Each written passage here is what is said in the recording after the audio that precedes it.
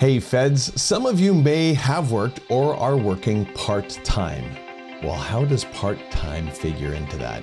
And that is basically the question that was asked here. Do your part-time hours really accumulate as normal? I mean, with a high 3, and really, overall, how does that work? Well, let me just give you a quick verbal rundown of how that works. You take your part-time years in the formula. For example, your years of service time is 1.0 times your high 3, right? That's one of the formulas for FERS, the 1.0 formula. But you take those as if they were full-time, right? Full-time.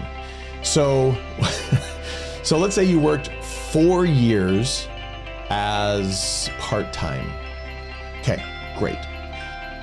You take those full 4 years, you don't discount them there, you take the full 4 years there, and you put it into that formula, and you get that formula. Great. Now what OPM does after that is they look back at how many hours you worked during that 4-year, that part-time period. And let's say it is 10%, 25%, so you're only working 10 hours a week, basically. Then they will discount that by that many hours. They will prorate it by that many hours. So in the end, it works out. The actual formula doesn't happen at the high 3 time. It happens after you've gone through pretending that your part-time years were full-time years. You go through the whole thing, and then you prorate it by the number of hours you worked. So little nuance there, but that's how it works.